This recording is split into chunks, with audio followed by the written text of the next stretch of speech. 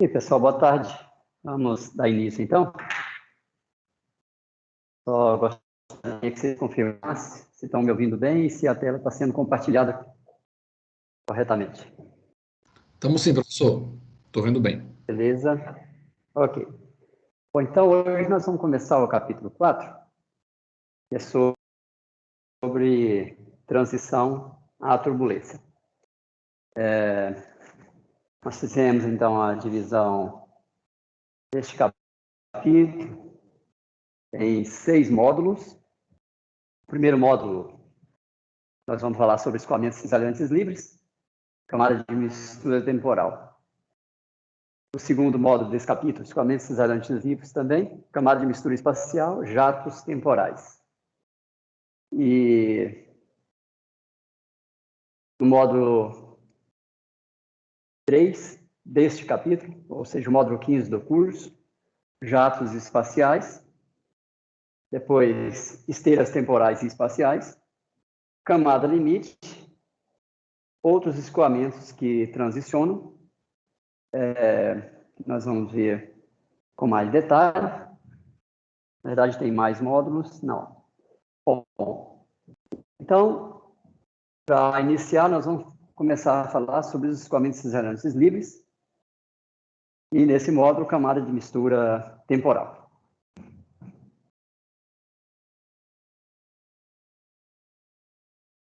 Bom, a transição à turbulência, ela foi identificada por publicações de 1883. Então, aqui nessa imagem, vocês têm a bancada com a qual ele trabalhou, uma bancada feita em madeira. Aqui tem um reservatório com a água, um sistema de controle da vazão e aqui a tinta para colorir e um bocal. Interessante perceber que o conduto, ele teve o cuidado de colocar um bocal para que não houvesse distúrbio. Por exemplo, se tivesse uma entrada abrupta, então poderia ter linhas de corrente muito encurvadas que provocasse um descolamento nesse ponto. E aí você já vai transmitir instabilidades que não são típicas teria mais colamento neste ponto. Por isso ele tomou cuidado de colocar aqui um bocal. Isso aqui é uma fotografia de uma bancada com a qual a gente reproduz o primeiro experimento de Reynolds.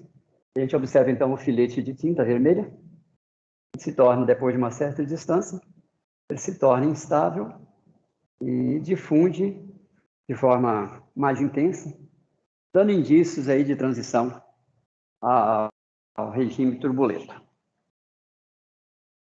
Bom, então, a transição à turbulência, ela é caracterizada pelo aparecimento de instabilidades em um escoamento originalmente estável, que é denominado laminar, em referência ao fato de que o escoamento se movimenta em lâminas. E essas instabilidades, elas se multiplicam por um processo de amplificação não linear e acaba por iniciar aí, finalmente, um regime turbulento. Aqui dá para ver nesse experimento, né, as primeiras instabilidades e em seguida elas vão se tornando mais complexas, ou seja, elas vão multiplicando, vão aparecendo outros números de onda, outras frequências. Então, em qualquer tipo de escoamento, o processo de transição, ele pode ser generalizado como sendo o resultado da amplificação de perturbações injetadas por variadas fontes de ruído, variadas fontes de perturbação. No experimento, em um laboratório fechado, você pode ter bastante controle sobre as perturbações, mas a gente nunca consegue eliminar 100% delas. Sempre vai existir alguma fonte de perturbação. E aqui eu gostaria de frisar novamente para a gente não confundir perturbações perturbações com instabilidades. Perturbações são os ruídos, ondas de pressão, vibração, que são injetadas no escoamento. E aqui nós visualizamos já as instabilidades fluidodinâmicas. Isso aqui já é o resultado da amplificação das perturbações.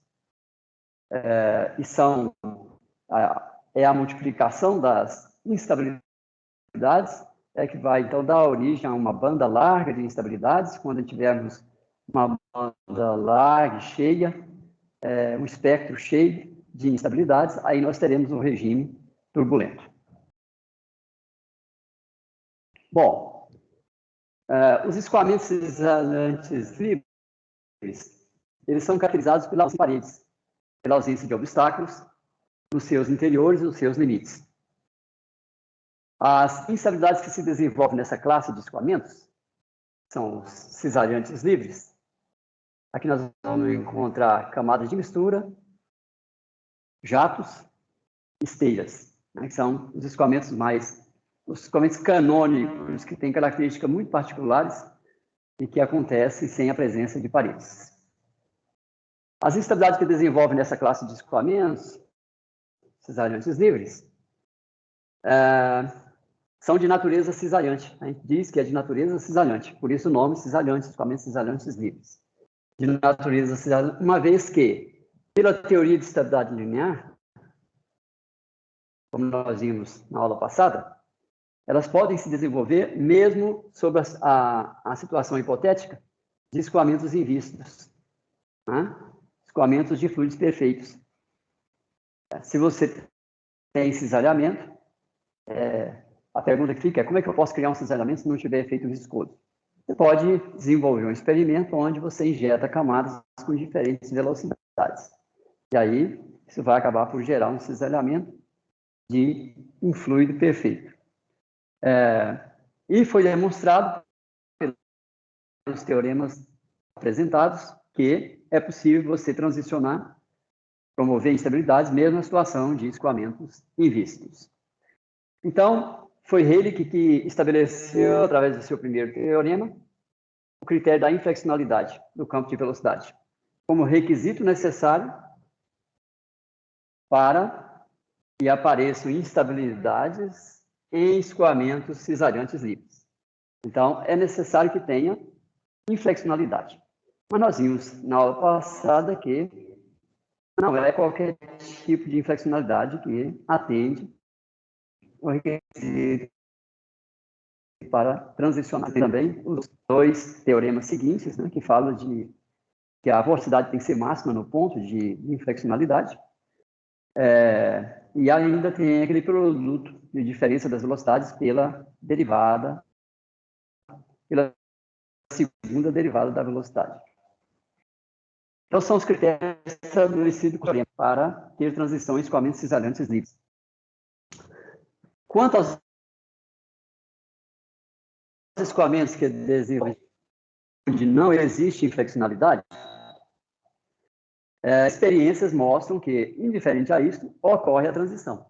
Ou seja, porque os teoremas foram demonstrados para escoamentos invistos. E próximo à parede, nós fortes. Então, apesar dos teoremas,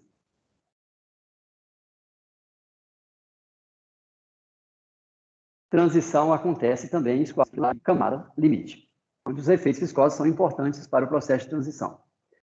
Então, nesse caso, as instabilidades típicas, camada limite, devem ser de outra natureza que a cisalhante. Não é do tipo cisalhante. Os efeitos viscosos são necessários para ocorrer o processo de amplificação das perturbações. E o aparecimento de instabilidade. Nesse caso, a gente fala de instabilidade de natureza viscosa. Então, nos escoamentos cisalhantes livres, a transição acontece com o aparecimento de instabilidade de natureza cisalhante. E elas vão aparecer mesmo para a situação hipotética de escoamentos invistos. Já para a camada limite, nós temos que a viscosidade é uma influência primordial para o aparecimento das instabilidades, por isso elas são conhecidas da natureza viscosa. Bom, outros tipos de escoamentos, além dos cisalhantes livres e de camada limite, também podem transicionar. Por exemplo, escoamentos sob efeito de rotação e escoamentos sob efeito de convecção térmica. Então, esses escoamentos, ou seja, os cisalhantes, parietais, camada limite, convecção térmica e sob efeito de rotação, podem ser vistos isoladamente como escoamentos de base, escoamentos com características muito próprias, né, que são escoamentos cujas instabilidades são caracterizadas de forma particular para cada um desses escoamentos. Por isso, eles são considerados escoamentos de base ou até mesmo conhecidos como escoamentos canônicos. E que é algo canônico? É algo que tem características muito particulares. Quando combinados, se a gente pega 2 ou mais tipos de escoamentos de base, nós vamos ter, então, uma classe especial de escoamentos, que são os escoamentos ditos complexos. O complexo aqui não está associado exatamente à complexidade, mas ao fato de que você vai ter características de 2 ou mais tipos de escoamentos de base. Nós teremos instabilidade simultaneamente do tipo cisalhante e também a instabilidade do tipo viscosa e até mesmo os 4 tipos simultaneamente. Tá? Então, o escoamento industrial, nós vamos, via de regra, encontrar mais de 1 ou 2 tipos, né, de instabilidades dentro do escoamento, que são os chamados escoamentos complexos. Bom, então, a seguir, nós vamos apresentar os estudos resumidos do processo de transição em diferentes escoamentos dentro dos grupos colocados acima. Então, nós vamos fazer agora uma classificação desses escoamentos, estudando a transição em cada um deles. Então, os escoamentos cisalhantes livres, nós vamos classificar, vamos subdividir em 3 tipos distintos, apesar do processo de transição ser similar entre esses 3 tipos de escoamentos. São eles: camada de mistura, jatos e esteiras. Então, são esses 3 tipos de escoamentos que caracterizam os escoamentos cisalhantes livres. E cada um deles aí nós vamos dividir ainda em 2 subgrupos. As camadas de mistura, então, nós vamos subdividir em 2 subgrupos, que são as camadas de mistura em desenvolvimento temporal e as camadas de mistura em desenvolvimento espacial. Então, nós temos temporal e espacial. Vamos ver o porquê dessa nomenclatura e o que caracteriza cada um deles separadamente. Bom, começando então pela camada de mistura temporal, aqui nós temos o esquema ilustrativo. Este domínio azul é um domínio fluido, onde temos aí um movimento com a presença de um campo de velocidade inflexional. Este campo de velocidade satisfaz a todos os teoremas apresentados. E aí nós temos uma região limitada por essas 2 linhas tracejadas, que é a região que nós chamamos de camada cisalhante. O perfil é praticamente uniforme. Tá? Então, não tem cisalhamento. Mas, no interior dessa camada, nós vamos encontrar aqui o cisalhamento do tipo inflexional. Escoamento inflexional. E aqui nós temos o ponto de inflexão. é onde a curvatura da curva muda de sinal. Vamos caracterizar a camada de mistura por duas velocidades, o 1 e o 2. O 1 e o 2 podem ser, elas são diferentes entre si, podem estar no mesmo sentido e podem até estar em sentidos inversos. O que importa é que a gente tenha a inflexionalidade. Podemos ter o 1 para a direita e o 2 para a esquerda. Se tiver inflexionalidade, vão então aparecer instabilidades fluidodinâmicas. A espessura dessa camada, ela vai ser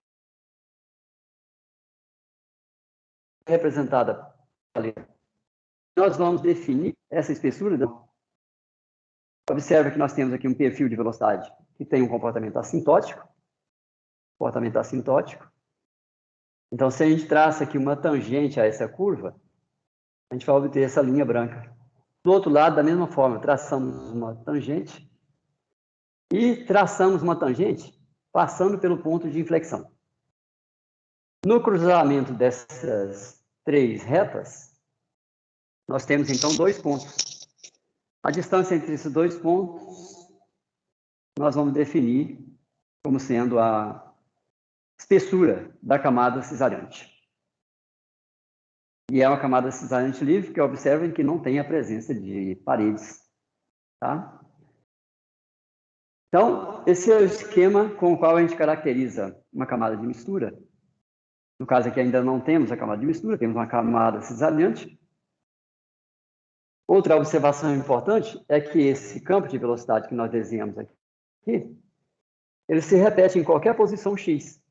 Aqui está a coordenada y e aqui está a coordenada x, nessa direção, coordenada x.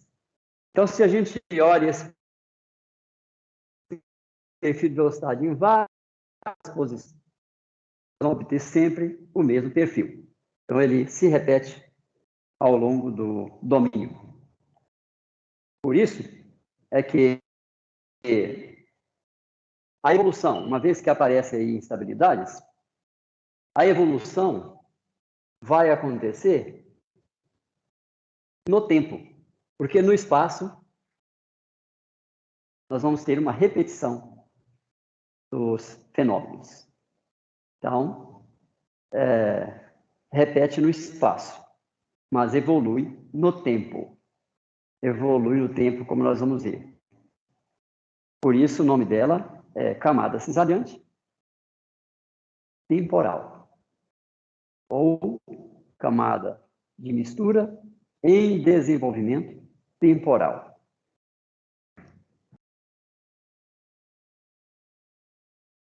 Aqui nós temos então, o esquema da evolução para o surgimento das instabilidades.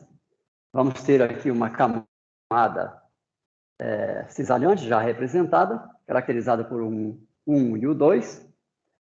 Nós vamos sempre ter aí a superposição de uma perturbação e, como nós vimos na aula passada,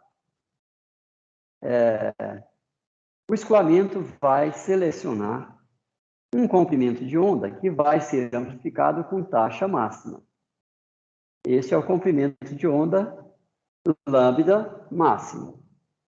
Tá? Lambda máximo quer dizer, vai ser amplificado com uma taxa de amplificação máxima.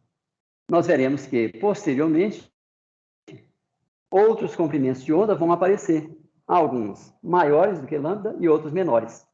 Então, a nomenclatura máxima aqui não quer dizer que o comprimento de onda seja o máximo que vai estar presente.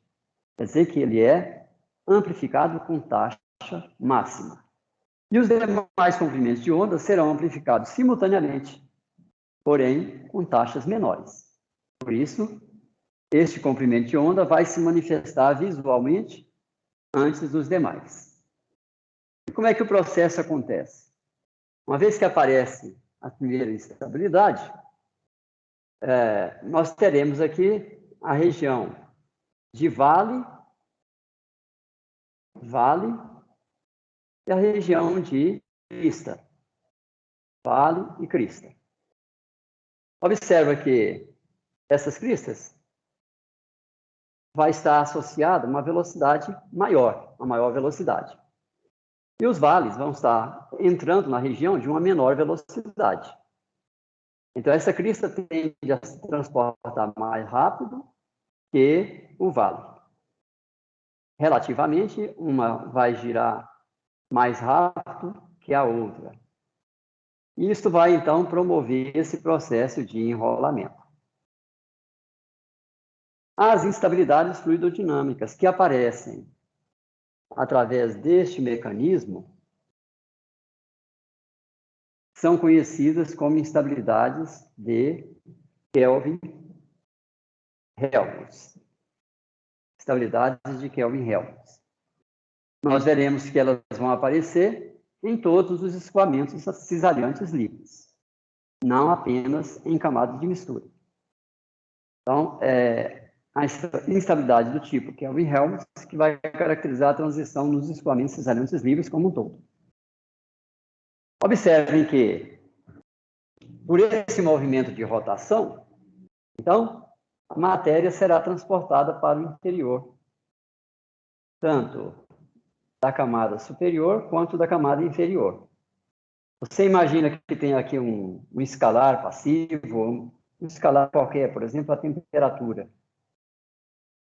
Aqui eu tenho uma temperatura maior, aqui uma temperatura menor. Então, essas instabilidades vão promover um processo de mistura de fluido de diferentes de regiões onde as qualidades do fluido, as informações são diferentes. Isso que vai promover um processo de mistura. Por isso, a nomenclatura de camada de mistura. Camada de mistura. Então, estamos aí justificando o nome, né? Camada de mistura em desenvolvimento temporal. Tudo bem, pessoal? Alguma dúvida? Perguntas?